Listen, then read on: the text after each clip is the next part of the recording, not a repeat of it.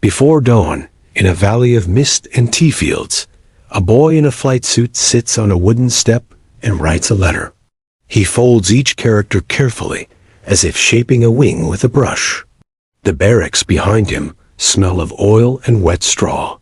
In the distance, an engine coughs and turns. A cherry tree planted at the edge of the runway for luck sheds a few pale petals onto the black gravel. The boy looks up when he hears boots in the gravel. A petty officer stands in the doorway, framed by the white glow of a paper lantern. "It is time," he says, not harshly. The boy tucks his letter into his breast pocket, as if into an envelope that will fly. This is the image we know. The headband tied, the sake cup raised, the final photograph, with a smile learned for cameras. The story of the Kamikaze, Japan's Tokubetsu Kogekitai, the special attack units, is wrapped in a ritual that the war itself encouraged us to remember. But what happened out of frame is the part kept quiet when the fighting still had to be done. The boy learned to fly in rooms that did not want the light. He walked corridors where the doors were numbered, not by sequence, but by silence. He sat in classrooms where a chalk line on a blackboard meant a ship's deck, and a fingertip capped twice meant the point of impact. He practiced blindfolded to know a cockpit by touch. He rehearsed coming home to nowhere. The decision to create a force of men who would use themselves as weapons did not fall from the sky like a sudden storm. It gathered slowly, the way a typhoon gathers from distant swirls. In October 1944, with American carriers hammering the Philippines and Japan's veteran aircrews spent, Vice Admiral Nishi Takejiro stood at Mabalacat Airfield on Luzon and said out loud what had been whispered. "I believe there is only one way to swing the war in our favor," he told assembled officers. Let the pilots die gloriously. He was not the first to imagine a crash as a tactic. Desperate pilots had already turned last damage into a deliberate strike, but Nishi put a name and a structure to it. And once he did, secrecy tightened around the training grounds like the twist of string on a ladder. The word training does not fit easily beside suicide. It sounds clinical against something that intends to end. But there was method inside the madness, a method built from shortages, faith, discipline, and design. Fuel was precious. Time was thinner than fuel.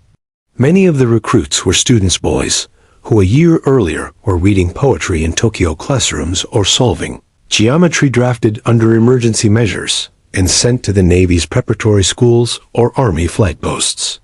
Some volunteered after a captain put a paper on a desk and invited hands to sign while eyes watched. Others volunteered truly, moved by belief, pressure, or the narrow arithmetic of a country at war. They arrived at bases called Kanoya and Chiran in the south of Kyushu, at Yuda, at Kushira, at airstrips carved into sugarcane. Their training was called accelerated. In practice, it was stripped to essentials, layered with ceremony, hidden under tarps, and rushed in the dark. In one hangar, a flight instructor stood before a blackboard covered with chalked silhouettes of American ships, carriers with the square islands, destroyers knifing low, transports fat at the middle. He had a pointer and the steady voice of a man who had lived long enough to have taught before this. He marked the places where a man should aim near the island of a carrier to kill its nerve, into the stern to break the keel, into a deck edge beside the elevator to invite fire to the heart. He taught approaches, sea skimming to avoid radar, using sun glare, popping high, and then diving in a shallow angle to outrun tracers, or in weather following a gray line where cloud meets water. He called these lessons practical. Outside, 2 crewmen heaved at a wheel chock cut from an old ship's timber, and a Zero rolled toward the runway with its landing gear wrapped in cloth to disguise that it still existed, that this place, this little patch of earth tucked between hills and sea, was quietly making a certain kind of pilot. The secrecy was not only to hide intent from the enemy, it was also to spare the people who would be asked to go. A priest from a local shrine walked the runway edge at night, leaving small paper fortunes inside cracks in the tarmac. A teacher from town came once a week with ink, hymns, and the imperial rescript to soldiers and sailors, read in a voice that made boys feel older. A mother visited her son in uniform, and he told her he was training to be an instructor, and she pretended to believe him because the alternative felt like disloyalty. Inside a storehouse, ground crewmen reslung bombs on cradles, meant for training concrete noses, painted black to mimic the weight of steel. The men called these dummies by names because names made lifting them easier. The first time a trainee sat in a cockpit and buckled a harness that smelled of salt and old adrenaline, he did so under the hand of a senior. Senpai and kohai, elder and younger, were the grammar of the place. The older man's hand tapped the instrument panel as if it were a temple bell. Airspeed, oil pressure, fuel. His other hand held a stopwatch. He taught the younger to count seconds between wingtip and shoreline to map the world by rhythm. He blindfolded him and made him find every lever and knob in the dark. He drilled him in throttle choreography. 2 clicks holds a line. 3 climbs, 4 is a point of no return. Later, the same blindfold would be tied differently, as a headband painted with certain victory. That headband did not belong to a myth of madness. It belonged to a system that tried to remove choice and replace it with choreography. How do you teach a man to die in a way that does what you want? You start with what war already teaches: obedience, pride, the simplification of doubt into duty. Then you make the steps simple and secret and short. You teach him that he is flying into a story already written, that others have flown this way, and touch the deck where he will touch it, that he is not alone, even though he is. You teach him the sky as a narrow hallway with one bright door. The boy in the mist puts his letter away. Around him, the secret work of his training moves by habit. A cloth hides the fuselage to break the curve that cameras like to recognize. A mechanic whispers to an engine as if to a restless animal. A captain's shoes crunch the gravel. He glances at the cherry tree. The petals are wet. He rubs his thumb and forefinger together and feels the grit of fallen pollen, the place where sweetness meets dust. It is time, he says again. The boy rises. The ritual begins. The training does not end here. It ends out there where horizon becomes deck, where secrecy becomes light, where we ask ourselves, with a mixture of awe and sorrow, how did they learn to do this? The pipeline that fed the special attack units began years before anyone spoke their name. The Navy's preparatory course, the Yokarin, had been shaping boys into airmen since the 1930s. Drill, math, engines, the mind narrowing to instruments. The Army ran parallel schools, Takiarai, Kumagaya, Hamamatsu names that would become footnotes, then shrines. In 1943 and 1944, the war's hunger disturbed that pipeline. Experienced air crews were dying faster than schools could replace them. Fuel was rationed like medicine. So the curriculum thinned and concentrated around what the state now asked. You would have learned aerobatics once. Now you learned approach profiles. You would have learned gunnery. Now the gun was removed to make room for more explosive. You would have learned navigation for a return flight. Now you studied a one-way map with the wind behind you. If you walked through a training base, you would have seen that economy in wood and chalk. Hangars held aircraft whose skin was patched with cloth, whose instruments had seen more war than many of the men handling them. Next to them, wooden mock-ups cockpits on trestles with belts buckled through empty air-taught muscle memory. In one corner, a scaffold held an impossible thing, the nose of an Ohka, a rocket-powered glider the size of a small car with a cockpit shaped like a confession. Pilots would climb into a trainer version of it, with a landing gear added and water ballast in place of explosive, and a tow plane would pull them into the sky. They practiced the last minute of their lives in a loop. Glide, aim, feel the lift fall, touch a runway, and stop with what you have left. then do it again without the rockets that, in battle, would give them a few seconds of speed too fast for thought. At a blackboard, the instructors drew ships. Not just outlines, but habits, how a destroyer maneuvers when surprised, how a carrier turns to keep wind on its deck, which way a convoy zigzags, and how long the legs last. They drew the picket line the Americans were building with radar destroyers, a ring of harsh awareness, and showed the gaps that weather opened. They taught the names the enemy used for itself, because naming is a kind of intimacy that cuts through fear. Essex class, one instructor said, writing the word in a perfect hand. Do not be deceived by camouflage patterns. The island is square. The elevators are here and here. His chalk tapped at the places where a single hit could jam a system built to be redundant. A boy at the back copied the lines onto a sheet of onion skin paper, and later in his bunk traced them with a finger in the dark. The classroom sat next to a chapel. The line between the two was not as bright as it sounds now. There were mornings set aside for ethics and empire, for the story of duty older than any of them. The imperial rescript to soldiers and sailors hung on the wall, as did prints of cherry blossoms and waves, scenes that taught beauty, ephemerality, wind. A visiting professor, the kind who had once taught law in a quiet lecture hall, lectured on Bushido in a voice worn thin by sleeping on trains. He spoke of loyalty as if it were a geometry problem solved by angles of the heart. A monk from a nearby temple tied cloth amulets around wrists and whispered sutras that even those who did not believe listened to, because the sound braided them together.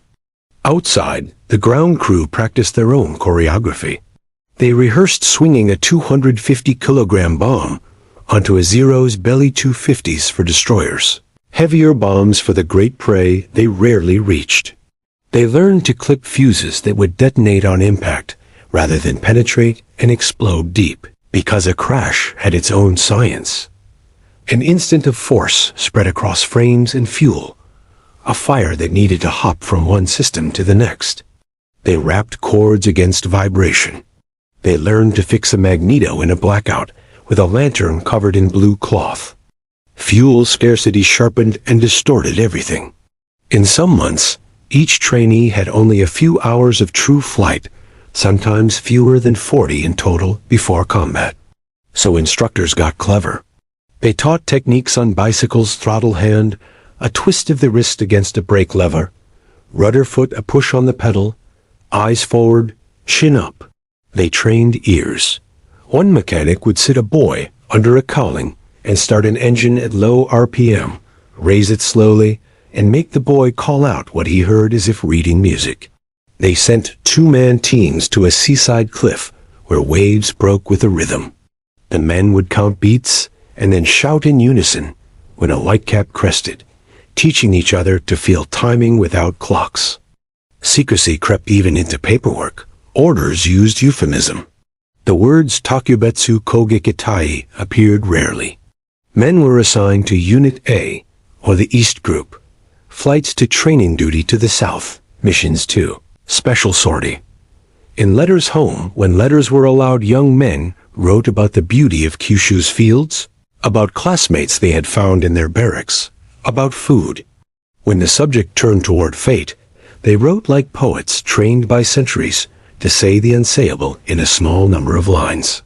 A favorite, copied and recited, said simply, "Like cherry blossoms, we fall early, sudden, and the mountain remains."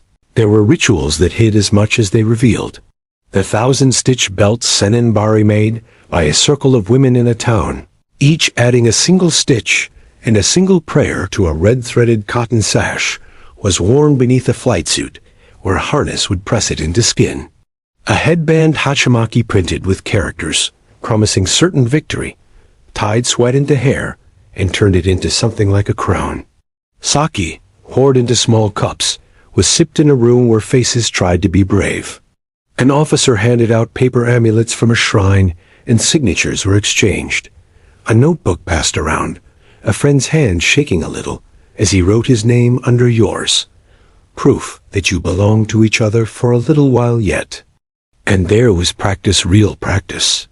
On quiet mornings, when American bombers were elsewhere, trainees took off in pairs or threes and flew low along coastlines, learning to read the color of water as a pilot reads a barometer. They aimed at buoys as if at destroyers, tried angles, pulled up late enough to make a stomach climb into a throat. They practiced approaches against silhouettes painted on floating rafts, long rectangles with white squares to mark a carrier's island. They flew past fishing boats and learned the way fishermen looked up at the sound of an engine that promised nothing useful. They landed and taxied into caves, carved into hillsides, so that their airplanes would be swallowed by the earth when enemy scouts circled. One drill demanded humor to swallow its terror. An instructor would set up a wooden frame shaped like the side of a ship and string it with paper. He would stand beside it with a whistle. Trainees, unarmed, would take off one by one and fly at the frame at a speed that made the frame look too large, too near. They would pull up at the last possible second, and the wheels would graze the paper and tear it. If the paper tore cleanly, the angle was good. If there were ragged edges and the tear wandered high or low, the instructor would blow his whistle, and when the student returned, would show him exactly where his fear had bitten his judgment. Behind all of this lay one more truth that training had to wrestle with. Not all of the young men believed in the same way. Diaries, some discovered long after, hold the dissonance. One boy wrote that he had dreamed of waves and a gate of light and thought, "I am not ready." Another wrote that he had been proud to be selected and ashamed that pride came so easily. The system did not require uniform belief. It required uniform action. And training is, at its heart, the art of making action survive doubt. To that end, secrecy was itself a teacher. The less you say, the tighter your world becomes. The smaller your world, the easier it is to fill with the steps you must take. In the Philippines, in late 1944, the secrecy ended at the moment the first line of smoke on the horizon split. Mabalacat Airfield, carved out of a sugar plantation, became a place where the theory in chalk and paper turned into something both more chaotic and more precise. The first organized special attack unit flew on October 25th during the cataclysm of Leyte Gulf. Their leader, Lieutenant Yukio Seki, was 23. He had planned to be a teacher before the war taught him. He had been told the target would be a carrier. The training that had prepared him for this moment was a series of shortcuts and rituals. Ship recognition briefings under palm trees, practice approaches along the coast, lectures drawn from the Navy's philosophy of self-annihilation as duty. At takeoff, the men were given white scarves. Photographs were taken. A band played. It is hard to read these lines without wanting to argue with the music. The results from those first sorties made commanders bold and training harsher. A man crashing into a wooden flight deck with a 250-kilogram bomb could deliver the kind of damage squadron after squadron had failed to deliver through normal attack. Navy and Army leaders saw in that arithmetic the possibility of redrawing maps. They also saw the harder numbers. American fighter cover, radar, and gunnery made it difficult to reach a carrier's heart. Destroyers, escorts, and picket ships fell more often to the bluntness of a dive that made itself a bullet. Training shifted to reflect the reality. The briefer with the chalk moved his pointer from the heart of the fleet to the ring. "Do not despise this," he said. "A destroyer watches for 10. Take the eyes and the voice, and you have done what we need."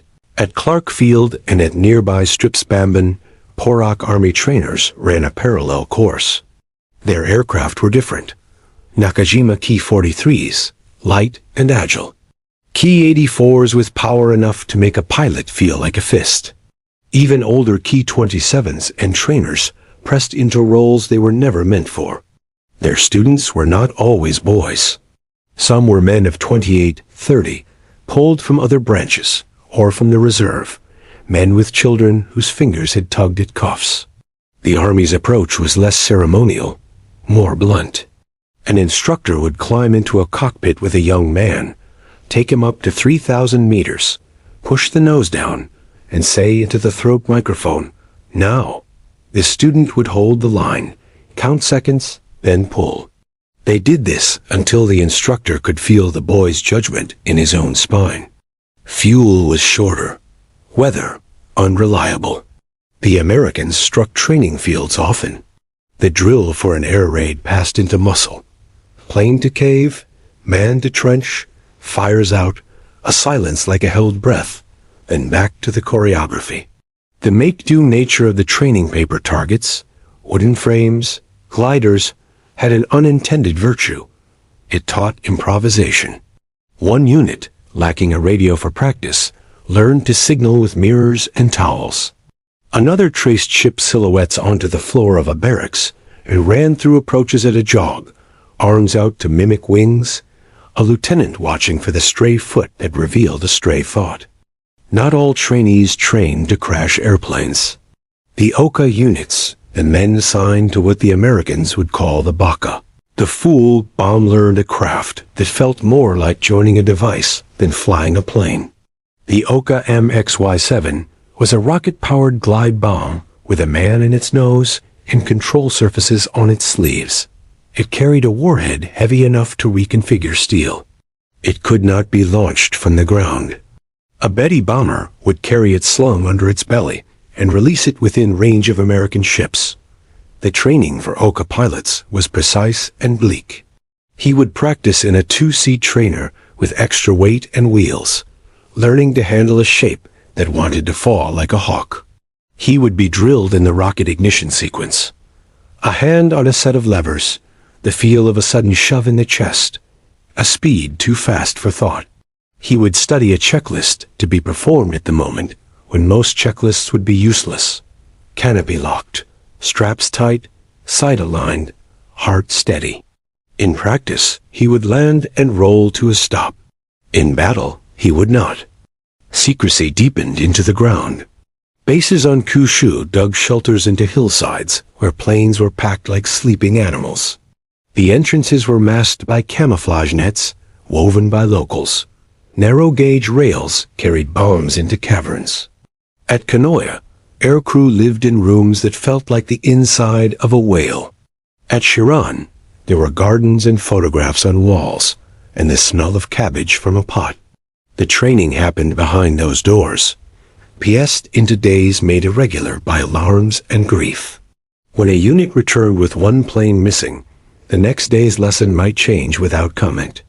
A man would step to the blackboard and draw a shallow angle where yesterday he had favored steep, and no one would say why. If you want to measure the pressure inside these places, listen to a diary. One pilot wrote, "I must not write like this, but I am writing. Today we practiced at the frame again.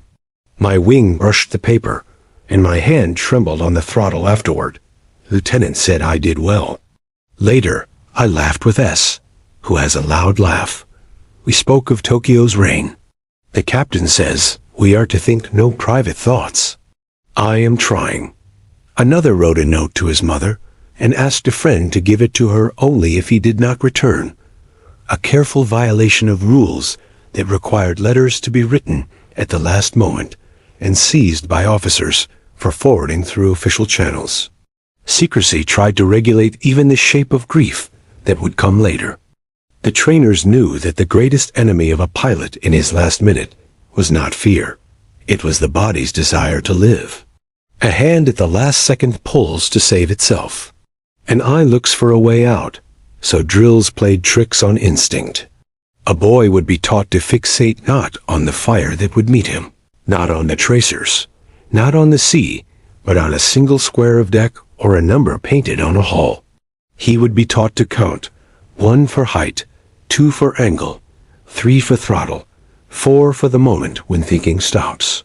He would learn to hold a song in his head. Instructors chose songs with steady rhythms, old folk tunes, children's rhymes, something the mind could cling to when instruments blurred. In letters home, some of the men mentioned these tunes fondly, without saying why. The Americans learned fast. Radar pickets reached further. Combat air patrols thickened the sky with Hellcats and Corsairs. Ships mounted more guns and learned to throw walls of lead that no body could thread. The Japanese response was a flurry of adjustments coded into training. Fly lower, use the islands for cover. Come around behind the ridge and slide into the sea shadow to the last second. Go in at dusk when glare is a friend. Wait for weather. Pair the old planes with the newer. Let the fast ones draw fighters away while the slower slip through. The chalkboard ships now had arrows drawn to show where watchfulness wore thin. The difference between a tactic and a prayer grew hard to draw. And still, the training went on, because training is what you can control when everything else is a storm. A boy in a borrowed flight jacket folded his 1,000-stitch belt and tucked it where his ribs would feel it. He tightened his harness. He recited the steps. He remembered the frame where paper tore. He felt the strange peace that practice sometimes lifts into a human body when everyone around it has agreed what comes next. The secrecy that had hidden him had also made him bit by bit, drill by drill, into someone who could steer himself toward fire and call it done. Okinawa turned secrecy into ritual, and ritual into rhythm.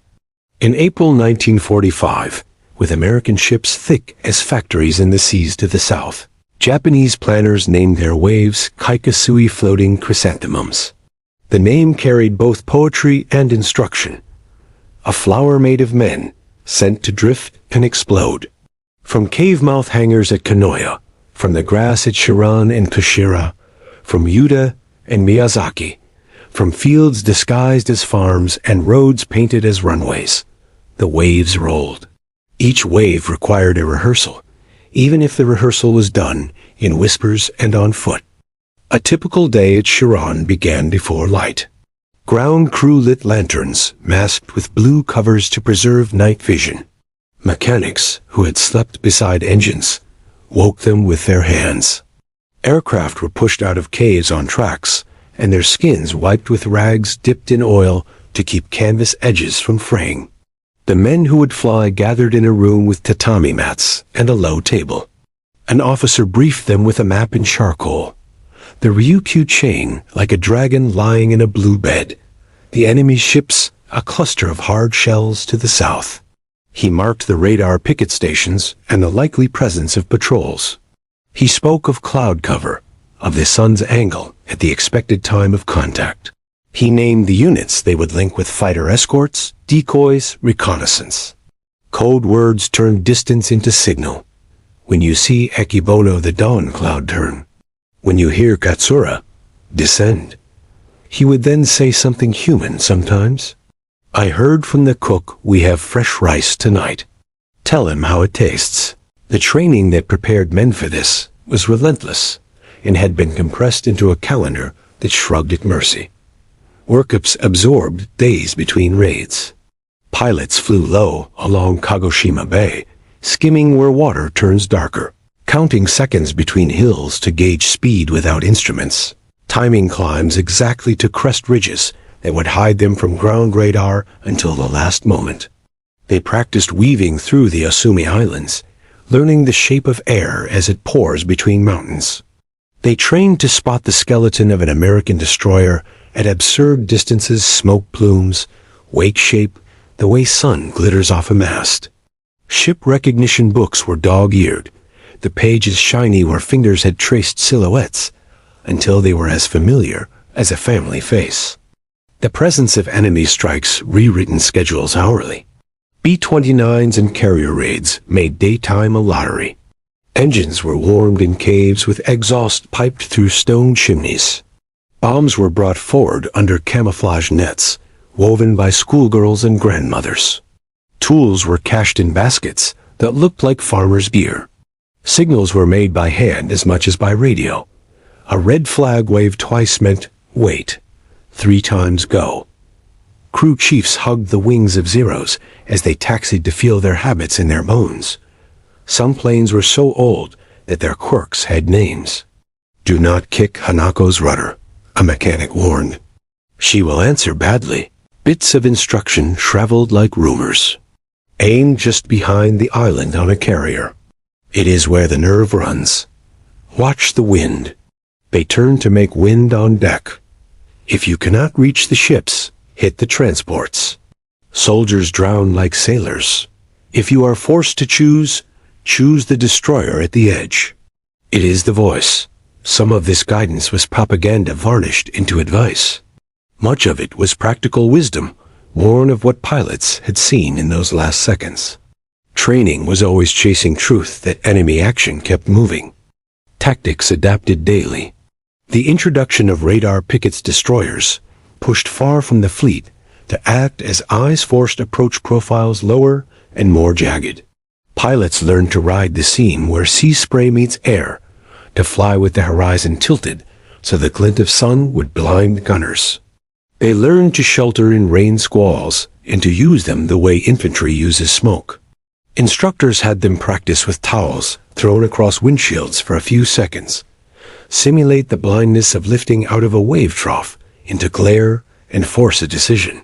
Some units rehearsed formation approaches using masts of derelict ships in the bay as stand-ins for pickets, circling low and breaking at pre-agreed moments, too high to draw fighters, one low to slip through, another looping wide to come from an unguarded quarter. The lead plane often carried a veteran who had the job of pointing, the man who, in the last minute, would indicate with a wing waggle which target was true. He too was trained to hold his arms straight against his own urge to pull away. There were other special attack schools within reach of these airfields. On rocky beaches not far away, Shinyo units trained in explosive motorboats. They learned to steer in waves and to aim at bows. In tunnel bays along the inland sea, chitin human torpedoes rolled gently against moorings and their pilots practiced clamping hatches and breathing through fear in a shape that moved by pressure alone. The Army trained a handful of men for Goretsu, the night assault on the American airfield at Yontan, who learned to jump onto a runway with explosives when skies were full of tracer. Each of these branches of the same dark tree had its own ceremonies and its own secrecy. Together they taught an empire's last resort. When a kamikaze strike succeeded, the news ran back as electricity, tightening every wire. Training notes would be rewritten. Angle confirmed. Hit near island. When it failed, lessons still arrived, but on slower currents. A film of an approach broken in mid-shot by flak. A report from a reconnaissance plane about American ships maneuvering. A prisoner's interview read by a staff officer and summarized into a sentence without sorrow. Enemy has reinforced picket 8. Trainers took all of it and folded it into the next morning's chalk lines. They removed what no longer worked. They added what might. They kept the steps short. The cost ate at them, even when duty stilled their faces. At Okinawa alone, Japan sent thousands of sorties. Pilots and planes bled into sea and sky. American losses were real and terrible. Roughly 36 ships sunk during the campaign, hundreds damaged, thousands of sailors killed or wounded. The defenders' countermeasures improved each weak radar, fighter direction, massed gunnery, and training could not outpace everything. Some men never reached the picket line. Others reached it and were smeared into flame yards short of a deck. The instructors, older and often grounded, bore the visible arithmetic. Their classes grew smaller before they finished. A blackboard would have 6 names in the morning and 4 at night. But there were quieter costs recorded in margins. A boy's last letter, collected after the fact, asked his father to take care of his mother and to tell his little sister that he was sorry for taking the toy drum she liked. Another wrote that he had lied to a girl he had walked with, telling her he would come back and teach, because he could not stand the look in her eyes when he started to say the other thing. A squad leader returned from a sortie and went to the training frame alone at dusk and walked the runway to the paper, reached up, and tore it down as if to undo what teaching had taught. The next day, he built it again. Training is a kind of spell. If you break it, what you have bound may be released. He built the frame because the spell had to hold for one wave more. By June, the cave mouth hangars were hotter than ovens. Fuel wasn't fuel anymore. It was possibility in a bottle. Mechanics siphoned it out of staff cars and tractors. Instructors took to meeting in vineyards and under eaves to spread maps. They spoke softer. The chalk clicked against the blackboard and drew smaller ships because there were fewer airplanes left to reach larger ones. The ritual hardened. The headbands were tied with more care. The sake poured more carefully, as if the accuracy of a measure could make a difference where nothing else could. Men put their hands on each other's shoulders and pressed without saying anything. When they went to their planes, they walked like men whose feet have learned the path from repetition training's last inheritance. When the war ended, the caves grew cold. Grass walked back over runways. At Chiran, the barracks became houses, then empty rooms, then a museum. Photographs once tucked into pockets were framed and hung. The letters, those that survived, were returned to hands that had aged beyond the hands that wrote them. Secrecy eased, and with it came a cracked mirror's view of what training had done. Manuals surfaced. Lectures typed with perfect brushstroke characters. Chalkboards with ship silhouettes drawn with a sure hand, preserved like frescoes. In those lines, you can see what the state asked men to be, and what the men asked of themselves to meet it. There is the temptation to judge only with the eyes we have now, to call it madness and stop there. But the purpose of looking closely at training is to understand the system, not to bless it. Systems reduce choices until a person's path feels narrow. In late war Japan, scarcity, hierarchy, and belief made that path narrower still. Training put railings on the path and lit it in a way that made it feel like duty rather than doom. It took boys who had been taught since childhood to compose death poems and to bow beneath an emperor's portrait, and showed them a door with their names written on it. It told them they were the hinge on which a nation's fate turned. It rewarded them with praise that smelled like family approval, with rituals that felt like love because they were made by human hands. It is hard to stand in a room where headbands were tied and not feel the ache of that complexity. The tactical record is not an argument for or against that complexity. It is whether. Kamikaze attacks at Okinawa and earlier damaged and sank American ships and killed men in numbers that made admirals worry and crews pray. They also failed often because the defenders were capable and learned from each attempt. Because a crash is a plan that cannot be corrected once begun. Because the luck that spares or takes is as real in war as any doctrine.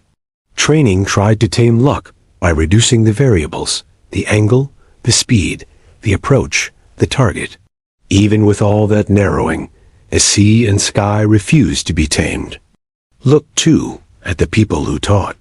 The instructors were often men whose own flying careers had been shortened by injury, illness, or judgment. They stood at blackboards and made the work sound clean, then went to the caves and helped load bombs that would turn clean lines into torn bodies. In their diaries, you find lines they could not say in briefings. Today I watched T take off. He looked small in his flight suit. I told him to aim at the stern. He nodded.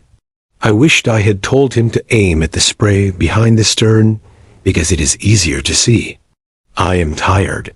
Trainers carry a particular burden. They are the engineers of habit. They know the power of repetition and the unfairness of how it can be used. In the years after the war, Japan grappled with how to remember. Some called the kamikaze pure, others called them victims, many called them both.